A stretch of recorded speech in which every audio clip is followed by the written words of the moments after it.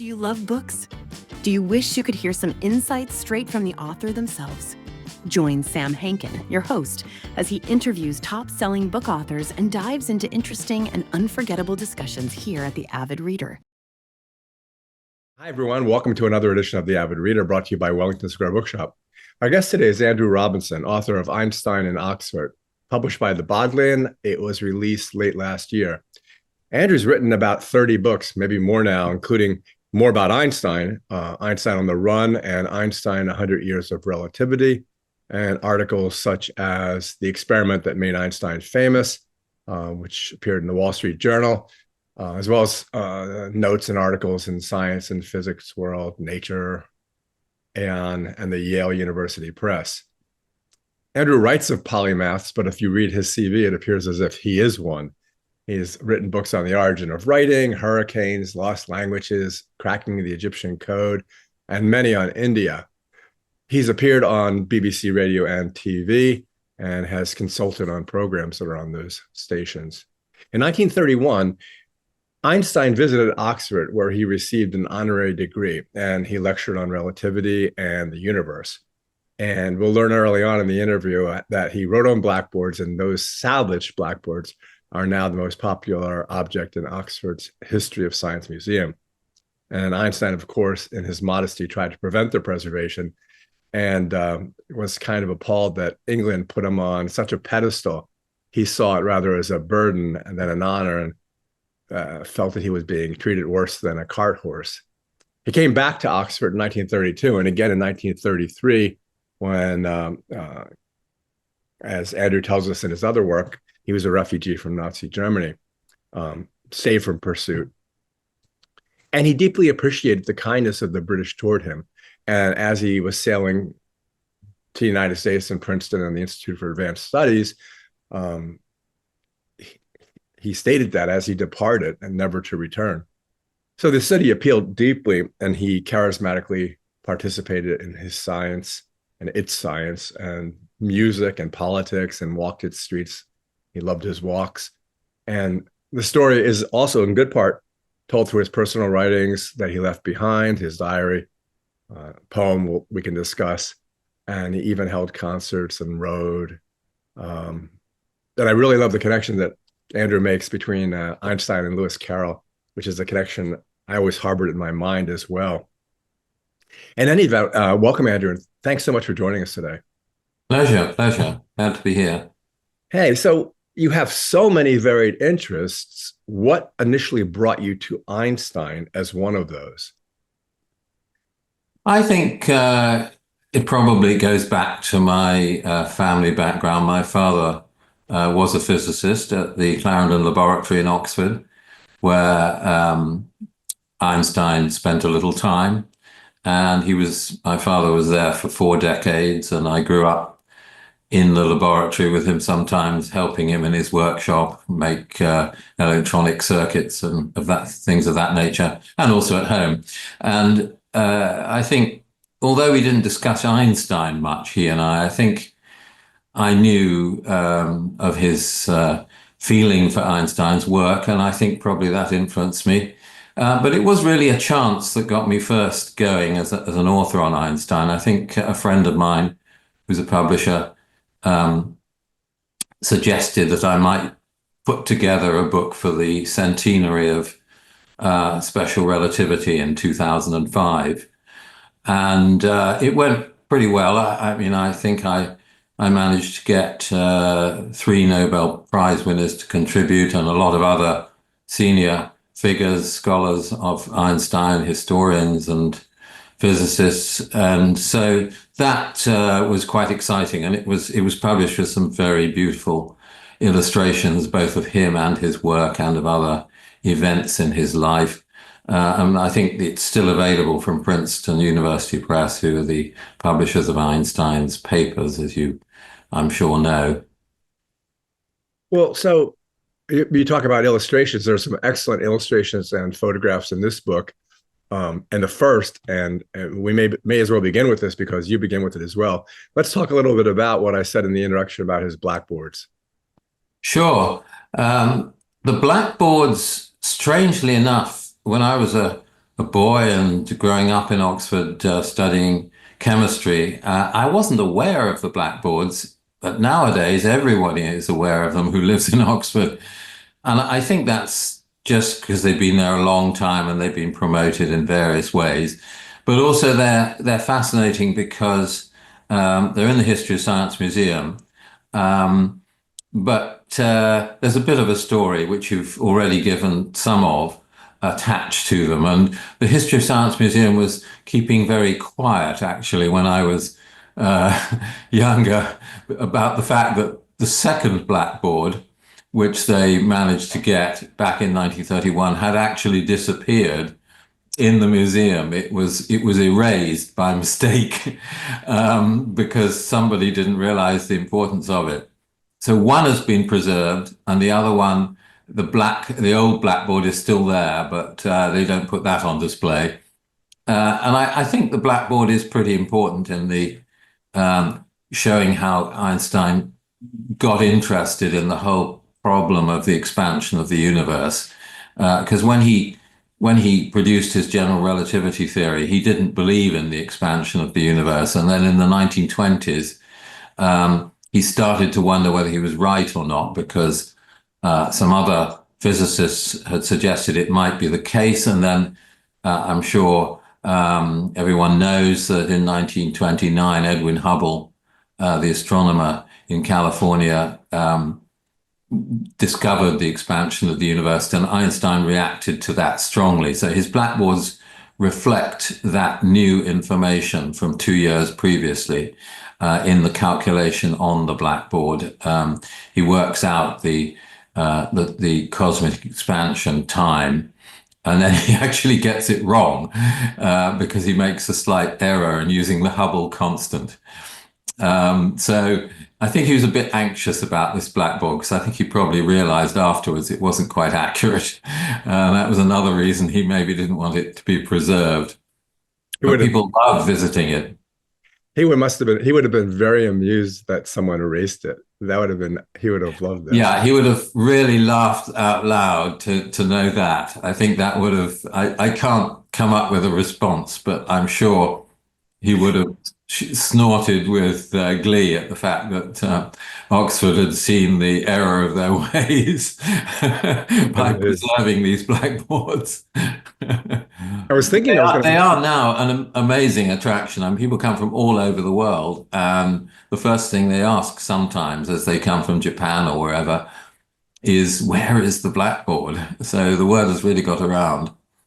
Yeah, it's interesting when you're in a room where when you're in the rooms that Lewis Carroll was in, you feel almost this weight, because you're actually seeing something and somewhere where someone's footsteps also step. And I think that's the same kind of awe that people experience when they see that his hand actually moved to create those imprints. I'm sure you're right. I think that they do visualize him at work. And the photos of him near the blackboard are quite evocative, and dressed in his honorary doctorate gown and things like that. I mean, it's a sort of crazy mixture with his hair all over the place, but wearing this gown, and then these extraordinary symbols behind him, which only a few of the audience could understand. I mean, that's one of the extraordinary things about the lectures, is that most of the people who came had no idea what he was doing. They were charmed by him, but the mathematics left them completely cold. And in fact, one or two people walked out because they just couldn't follow either his German or his mathematics. Yeah, he spoke in German, and even as you said, someone just fell asleep, which I might have done involuntarily as well. Yes, it was a famous dean of Christ Church College, obviously a theologian who I'm sure he knew Greek and Latin, but he didn't know calculus and things of that nature. Yeah, and with the Latin introduction, when Einstein's eyes perked up when the Mercury was Mercury? Mercurius. Yeah. Yes. Mercurius. Yes. And somebody in the audience noticed that, and she became a close friend of his in Oxford because she'd seen the glee on his face when Mercurius was mentioned. He didn't know Latin himself, So when the honorary doctorate speech was given in his honor, he couldn't follow it, and later somebody had to translate it for him and help him to understand it. Um, I was going to ask, okay, well, why do you write about him? Why is he still the most preeminent scientist in the world? But as I was thinking about that question just now, I was thinking about how experimentally he always comes up, because every time they do an experiment attempting to disprove something he stated, they're always wrong and he's always right, even in today's world. Yes, it is extraordinary, and it's gone on really right to the end of the last century and beyond. And I think it's not generally understood that in 1955, when he died, he was not regarded by physicists as being the all-embracing physicist that he was by the 1990s, and that was because of the work that was done on the universe in those 40 years after his death, which proved general relativity to be one of the greatest discoveries in physics, and that was not generally perceived back in 1955. It's true to say, as I'm sure you know, that some people thought he rather went off the rails in the 1930s and 40s and 50s. I think that's not really a legitimate point of view now, but it was in the 1960s and 70s and 80s that, Einstein did incredible work in his early years, but then there was a decline in his later years. But that's not the point of view mostly nowadays. Yeah. Going back to the book, and along those lines, actually, in the preface, there's an epigraph from George Bernard Shaw, which is almost, I hate to use the word fawning. Basically, he's thanking Einstein for getting rid of everything, which which is something that I can understand completely. For getting rid of all the detritus, the garbage, the trash that had accumulated about the nature of the universe. And I wondered why you picked that as the epigraph, and whether you think it still holds true, because we're talking about that now. Well, I'm no expert on cosmology. I want to state that frankly. I know something about it, but I think it's important to see him at different stages of his life and then see how he's regarded now in order to understand this extraordinary appeal that he holds, not just for physicists and mathematicians, but all over the world for his personal behavior and his beliefs. And the book is an attempt to give a rounded view of how all that came out when he was in Oxford, not just his science, but also his love of music, his pacifism, which was very controversial at that time because of the coming to power of Nazi Germany, and his love of art, which also comes out to some extent, and of course, as you mentioned earlier, his curiosity about meeting people in the streets of Oxford, people he didn't know, but he found it very different from Berlin, which is where he'd spent most of his life at that point. He was fascinated by the difference between the two cities, even though they were both academic places. He found it culturally fascinating to compare the two in his mind.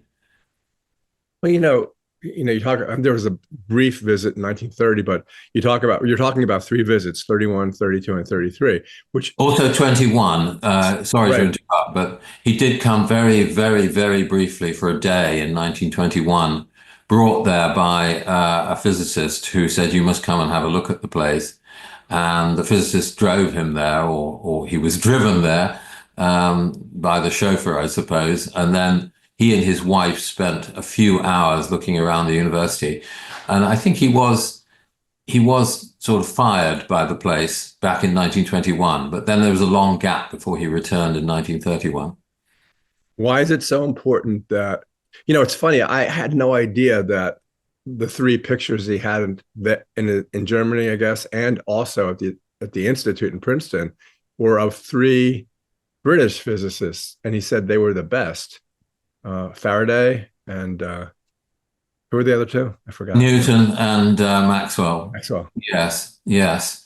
I know that is, in a sense, what got me going on this whole subject of Einstein and Britain. When I realized that there was a very profound love of British physics in Einstein. Not just Newton, as he says, I owe everything to Maxwell. He actually went on record and said that back in the 1920s for his work on electromagnetism in the 19th century. And of course, there was a close connection with British physics in his time through Arthur Eddington in Cambridge, who was an astronomer who had presided over the solar eclipse expedition in 1919, which had proved the truth of general relativity. So Einstein felt it was a continuing tradition. And I think that's very profoundly part of his life, but he also had to accept the fact that Oxford did not really live up to his hopes as a physicist's paradise. There was some quality of work there, but it wasn't at the level of Cambridge at that time. And he certainly didn't feel that he was meeting extraordinary physicists. He thought he was meeting interesting physicists in some cases and mathematicians, but not amazing figures like Maxwell and Faraday and Newton. Yeah, it sounds like the scientists, the physicists in England were obviously very smart people, but the best they could do would be to understand rather than move on from just the simple understanding of Einstein's equations. Yes, I think that is true. And the same was true of quantum theory as well, that Dirac, of course, was important later, but there weren't many figures in British physicists in physics who worked on the quantum theory in those early years. It was more done on the continent of Europe. And Einstein was aware of that. And I think he was still drawn to the British love of tradition in physics. I think that meant a lot to him. And so that's another reason he wanted to come. But he did recognize that he wasn't meeting some of the theoreticians that he had hoped to when he came in 1931. Since you mentioned Eddington, what was I wanted to talk a little bit about Lewis Carroll. What was the parody of the Walrus and the Carpenter that they did? Oh yes, that was parodied in a poem in the 1920s. I'm sorry, I've now forgotten the name of the parody, but he plugged an American physicist plugged into it in California and thought it was rather funny, and Einstein probably enjoyed it. Yeah, the reason why I always in my mind, for some reason, compare Einstein and Lewis Carroll is because they both have this sense of humor, of the absurd, and of whimsy. And yeah, I think it's fair to say that Carroll was, after all, a mathematician as well, and that would have appealed to Einstein under his real name, Charles Lutwidge Dodgson. Lewis Carroll was a pseudonym. I think Einstein was quite drawn when he was staying in Christchurch in this room that had once belonged to Carroll. He was quite drawn to the atmosphere because he did sit down and write a poem while he was there to thank the Don, the Oxford Don, whose room he was staying in, which had once been Carroll's room.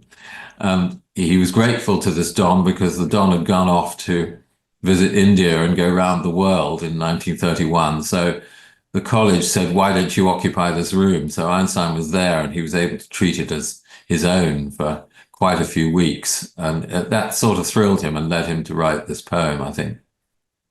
It's funny when you were talking about his hair, you know, that one picture you have in there of all the scientists, and he's sitting in the front row, and everyone is wearing a white tie, and he's wearing a black tie, and his hair is all askew, and he's a bit of a paunch, and he has this really wide cummerbund that no one else has. And it's But you like, can't check whether he's wearing any socks, can you? no, but it's just like, okay, it's almost like, how is he accepted in that photograph? And then again, going back to Carol, this photograph is so absurd, but at the same Mhm. time, it's so endearing. And that's how Americans ended up seeing him at the Institute as well. Yes, definitely. I think Oxford was a good training for Princeton. I Yeah. mean, he has this wonderful comment in German about Christchurch and the dining hall where he used to have his meals sometimes, terribly formal and ceremonial, and he calls it the communion of the sacred brotherhood in tales, because there were so many clerics there, and he wasn't very drawn to that side of the college, or indeed Oxford, because his religious views were rather unorthodox compared to them. But he did like, I think, the formality up to a point, but he didn't like the absence of women. He found that disturbing. He said, these meals where we sit in the hall and there are no women present, it makes you realize how awful life would be without women. So I think Christchurch was a very mixed feeling for him, but he was grateful, of course, especially after the Nazis went for him in 1933. Christchurch was then a refuge for him. Yeah, I saw there's a movie about that time, right? And I saw it um where it shows him in the farm where he was allowed to stay and the Mhm. relationships he made at that time. But I've forgotten the name of the movie, but it was pretty good, I thought. Can't Yeah, remember. I'm sorry to say that was nicked from my book Einstein on the Run without any Yeah, I thought about appreciation. that. Netflix. Right. I forgot what was I forgot what it was called. But yeah, Hmm. it was exactly the same. But I Well, don't that was a know. later event, of course, but it was very much in Britain, and it was partly in Oxford. Yeah. Well, it was like the comment in there. Who made the comment about it's better to be the makers of the universe rather than makers of empire? Oh, yes, that's George Bernard Shaw Oh, right, right. in 1930 in London, giving a speech honoring Einstein at a gathering for Jewish refugees or to raise money for Jewish refugees. And he compares him with all the great figures of the past, but not, as he clearly says, Napoleon or several other conquerors who he says always had blood on their hands, unlike the scientists and thinkers. I And read it. he does make a very, very great claim for him there. Mm. Yeah, it's when I read it, I realized how much it reminds me of the way things are happening in the world right now, which reminds me of his not mentor at all, his guide, Lindemann, Lindemann, yes. whose views were completely anathema to Einstein, yet they were close together. And you talk about it, but I never really understood why Einstein, I don't know, tolerated him. It's very complicated, and of course, I was fascinated by that. And as many people know, Lindemann was a close friend and science advisor for Winston Churchill during the Second World War, and gave him quite important advice on the bombing of Germany and the protection of Britain and how to attack U-boats and how to defend Britain against rockets from Germany. And so he was very involved in politics. But Lindemann, who was Einstein's host in Oxford, was essentially, in no sense, drawn to the Nazis, but a right winger through and through in his attitudes, especially to race. But he's also a kind man in private. He had these rather extreme views in public, and a very formal person, the very opposite of Einstein in terms of dress and belief in the importance of presenting yourself correctly in a group. But they were drawn to each other by physics, I think. And Lindemann really saw it as an opportunity, if we're going to be frank about it, to attract this great physicist to Oxford where he would be the host. I think we have to be a bit cynical about that, because I think Lindemann really did want to be seen in Oxford as a key figure in attracting these Jewish refugees of distinction from Germany and other countries. And Einstein was the very first one. And then he was followed by a number of other key figures who were brought by Lindemann to Oxford. And my father worked with one or two of them in later years. He collaborated with Nicholas Curti, who was quite a well-known figure at that time as a refugee. And they settled in Oxford, and they really improved Oxford physics. There's no question in the 1930s, 40s, 50s. So Einstein headed that list. He didn't stay very long in Oxford, but he gave Oxford a sort of honor in spending time there, which was followed by all these others. And Lindemann was responsible for that. So they were drawn together by ideas and the subject as a whole. I don't think in too many other ways, but they didn't argue very much. I think Lindemann used to keep quiet if he disagreed with Einstein and just not say anything. A very important aspect of his time in Oxford is, as you go into it, his social life there. And it was as important, maybe even more so than everything else he did there.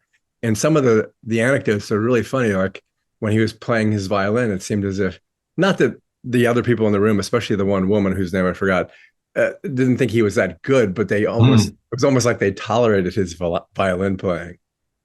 Well, I think he could play at speed and accurately, but he had some problems in tone because he was an amateur. And these were professionals. I mean, he was playing with the real thing, men and women. And he also had a very close friend there, Margaret Denneke, who was the organizer. And she was a musicologist and a player herself. And she, I think, encouraged the others to give him the benefit of the doubt, so to speak. And she did say that when she was thinking of buying another violin, Einstein gave careful advice to her about whether to buy one that she'd been offered by a dealer, and said, I don't think you should. I think you should get a cheaper violin and get my guy in Germany to adjust it for you. And that's what he did for me. And it worked quite well. So she took that seriously. And he's undoubtedly a great lover of music in a deep sense. He may not be somebody who one would want to listen to as a soloist, but I think he could have played in a group. And he did, mainly in private, but also a little bit in public at events. And it was actually a great disappointment to me that I couldn't find a photo of him playing in Oxford. There is a photo in the book of him playing, but it's not taken in Oxford. And we searched everywhere. And Margaret Denneke she was too modest to treat him as a celebrity, or rather she didn't agree with that whole concept. So back in the 1930s, he wasn't persecuted with people wanting to take photos all the time. And it was actually quite difficult to find a range of photos. I found enough to make the book work, but I wish there'd been more. And there's no picture of him playing, I'm afraid. But I think that one day, maybe some informal pictures will turn up in a file somewhere that we'll all say, wow. Yeah, I thought there'd be a lot more too, just like when he was followed by basically paparazzi in America. So every move was documented. Didn't you write a short piece about Margaret? Did you write a piece about Margaret Denneke somewhere? I've written some, but I haven't written a whole piece. I've referred to her work in some detail. But not anything technical about music. I wouldn't know enough to do that. But I would like to remind people listening that Einstein did say that he felt that Mozart's music might be a symbol of all that was beautiful in the universe. So he actually did associate the two in his mind, physics and music, at a very profound level. You just took my thunder because I was writing those very words as the next question I would ask you. Oh, But yeah, I always was struck by apologies. that because it's almost as if he equates, no pun intended, Mozart's music as important as what he did to explain the universe. And I'm not, again, as you, I'm most an amateur in all aspects of music. But if you go to the orchestra and listen to Haydn, who's also mentioned in your book in an anecdote, Hmm. um, or the music of the spheres or the planets, you just if you're just like in the fugues, another pun, if you're in the fugue state you get in when you listen to music like that, it's as close as I can get to intuiting what the hell's going on. Yes, I think it's fair to say, as a personal reminiscence of mine, if I may, is that I was amazed as a boy by how many of the physicists in the Clarendon laboratory were musicians, including my father, who's a clarinetist, but some of them were pretty good.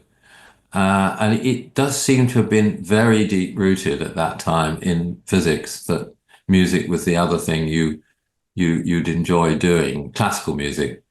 I see it everywhere. If I look back, the men and women, but a lot of the male physicists in the lab were musically inclined. Yeah, when I was we went to an organ recital 2 days ago at the Longwood Gardens here just outside of Philadelphia, and it was Bach, and it made me think of Douglas Hofstadter's book, Gödel, Escher, Bach, and Eternal Golden Braid. Mm. That book really gives you again, and it's the fugue because the recursiveness is of Escher's work and of Bach's work, and in Gödel's theory of incompleteness, it all does dovetail. You can dovetail more than two things. Yes. And there's a lovely story which you probably enjoyed as well of Einstein at the award for the special dinner that was arranged for him by the Rhodes Trust in Oxford. They were his sponsors financially. They'd invited him to give these lectures. And he goes along with Margaret Denneke, and after the dinner, he performs. They perform as a group, a threesome actually, one professional and then Denneke and him as an amateur. And he leads the way and decides what they're going to play because he's not confident about playing anything too difficult. And the trustees actually leave the room because they can't deal with it. Margaret Denneke says they went rather quiet, but Einstein is more honest in his diary and said people got up and left. I know he's very straightforward about. He loves to denigrate, self-denigrate, and I think that's so endearing to so many people. Yes, you're right. Margaret is very discreet about it. Doesn't actually say they left the room, but he specifically says basically they just got the hell out of there as soon as they knew I was going to play. Well, he never asked them what kind of music they wanted to hear. You see, that was another aspect of Einstein. He played the things he wanted to play. Yeah, there's so many aspects of his life in which he just bucked the trend and pretty much Hmm. always did whatever he wanted to do. And people could, yeah, he never really, it's like Feynman. Why do you care what other people think? You know? Yes, there is an element definitely of Feynman's attitude in Einstein. And that's why I believe Feynman is often right, even though he's not making that explicit. But, you can feel the association with Einstein's accuracy. Yeah, I think his bucking the trend, as you nicely put it, I think it does endear him to the world, really. He was true to himself by and large. He was a pacifist, but then things got so bad in Germany in 1933 that he then withdrew from pacifism, causing a great deal of controversy amongst the pacifists that had been his friends. He just pulled back and says, we have to fight. And Lindemann, of course, supported him in Oxford. He was quite a militarist, Lindemann, and he'd fought in the First World War as a pilot. So he'd had real experience. But there is this tremendous change in August 1933 where Einstein really just changes his mind because he recognizes risk from the Nazis that he hadn't realized fully until the early part of 33, when he escaped Germany and didn't go back. But by late in 33, he was convinced that it was not possible to avoid a fight, and it had to be honestly reckoned with, and pacifism wouldn't work given the state of affairs in Germany. Yeah, which reminds me of a couple of things. Again, equating Feynman and Einstein. Feynman, after World War II and after the dropping of the bombs, basically just walked around not doing anything because he thought, what's the point? We're just going to blow ourselves up in the next couple of years. And then Einstein's letter to Roosevelt. And then when the war ended and he realized, notwithstanding Heisenberg's involvement, that the Germans were nowhere near completing a bomb, he felt like he deeply regretted what he'd done in encouraging Roosevelt.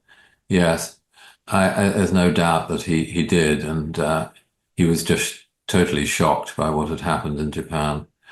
The thing about Feynman that's funny is I think Einstein said something almost like that. Feynman said, anyone who believes that they understand quantum physics does not understand quantum physics. Yes, I think that Einstein would have been more modest and said, "There's a lot I don't understand about quantum physics." You claim you do. Yeah, he thought he needed to know more math. He respected mathematicians and their ability to.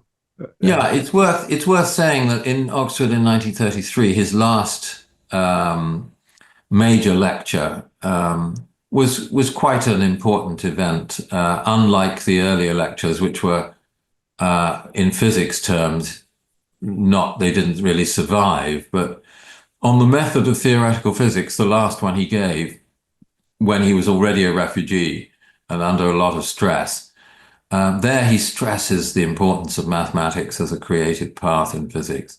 And he probably claims too much. I mean, there are a couple of biographers of his, serious people, both of them, including Abraham Pace, who quite strongly disagree about the importance of that lecture. It's still rather controversial. To what extent was he right about mathematics as the main force of creative science?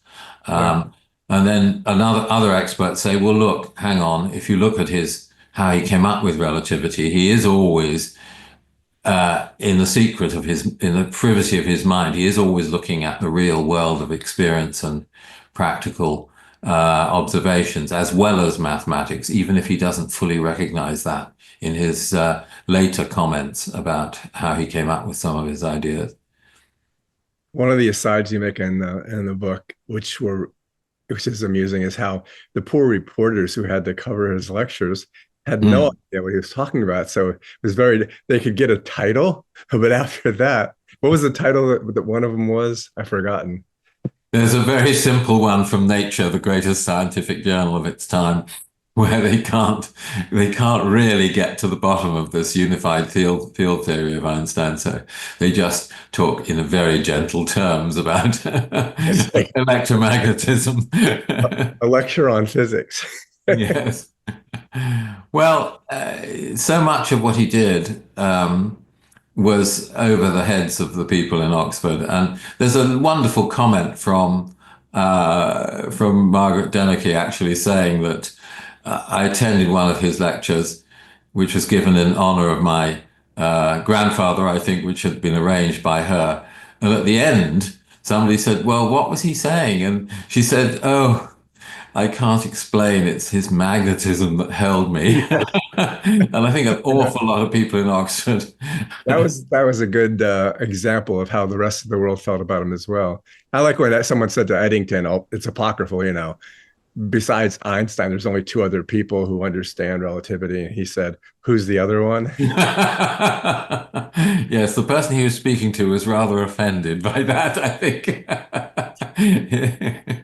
It's funny how there's this thread of humor throughout all this, not with a lot of the other physicists, but with Einstein, with Eddington. Yes, not with Bohr, certainly. No. No, you find it with Feynman, of course, but it's not very common. I mean, I think it is because Einstein was prepared to criticize himself as well.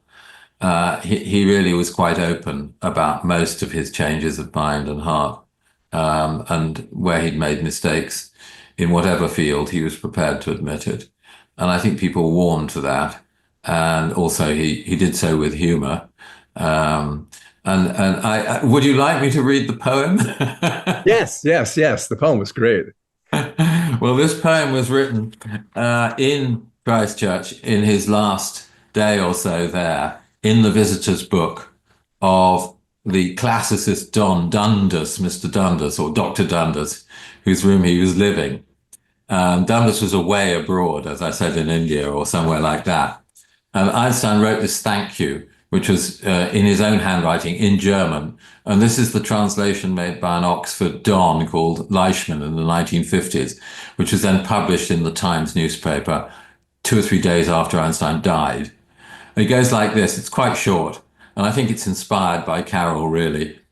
Dundas lets his rooms decay while he lingers far away, drinking wisdom at the source where the sun begins its course. That his walls may not grow old, he's installed a hermit old, one who undeterredly preaches what the art of numbers teaches. Shelves of towering folios meditate in solemn rows. Find it strange that one can dwell here without their aid so well. Grumble, why is this creature staying with his pipe and piano playing? Why should this barbarian roam? Could he not have stopped at home? Often, though, his thoughts will stray to the owner far away, hoping one day face to face to behold him in this place. And they did meet. Dundas and Einstein met when Dundas returned, I think in 1932. They had some kind of pleasant talk, I think, but we don't have a record of it. Well, that's an excellent way to conclude the interview because it's better than anything either you or I could say. Well, thank you. Thank you so much for doing this. It was a pleasure. And I always say as a bookseller, I don't know how I can say this. I guess one of the reasons why you turn pages in a book, even if you're already interested, is because you find something that's and maybe you and I share this with Einstein. You find something that's whimsical, that's funny. And if there's anything like that on any page, readers, it's almost impossible not to turn the page. Yes. And I found well, I was trying to bring out that charming aspect of Einstein throughout this little book. I felt it wasn't right to go on about his serious ideas, except in one chapter, right. where we do discuss physics. But the rest of the book is really about this personality. May I mention one other thing? His meeting with William Golding. The author, yes, yeah. Yes, the undergraduate who changed from science to literature at Oxford. And they're walking one day, or Einstein's walking, and he meets this young man overlooking the River Thames in Oxford, or the Cherwell as it's known there. And they don't speak German. So, Golding doesn't speak any German, so they can't talk. So they just stand there, this famous physicist and this 19-year-old or 20-year-old undergraduate, unable to communicate for about 5 minutes on the bridge overlooking the river. And then Einstein thinks, I will mention, and he points at a fish in the river, and he says, fish, in his own way. And Golding responds after a moment saying that I too wanted to show that I revered pure reason. So I said, fish, yeah. And I used up half my German vocabulary. And then that was all they could say. And then after a few more minutes, Einstein just very amicably looks to Golding and just gently walks away, wishing him well. There is something about that interaction with human beings that if someone lets you in when you're driving and you raise your hand to thank him, but there's no word spoken, but it's as if you're acknowledging his humanity, he acknowledges yours, and there's this feeling of goodwill that, you know what I'm talking about? Yes. And I think that might be a nomen of how Einstein looked at the world. I have no problem with any of you. You all belong here, and I acknowledge your existence. Mm, mm. Yes, he was very open-minded and willing to the whole of humanity. Yeah. Well, thanks again. As I said, the book's out there at our bookshop, and I'll accumulate more to put into, I don't know, do you put them all with, there's so many genres I can put your books in. Might be better just to The more the merrier. maybe just put them alphabetically and have a section for you. But your name is so common, it would be difficult, It's hard to look you up. There's so many other people with your name, some of them famous sports figures. Well, I've known one genius in my life from India, and I've worked on many geniuses on the printed page, and they do fascinate me, even if I'm not anything like that myself. I want to try and understand all their differences and their similarities, and put them together in my mind, so to speak. Yeah, and there again is akin to Einstein. You have an enormous amount of curiosity. Thank you. Okay, thanks again. Goodbye. Bye. See you again. Hopefully. Next book. Yeah. Thank you for joining us for another episode of The Avid Reader. If you liked today's episode, check out more of our content on our channel.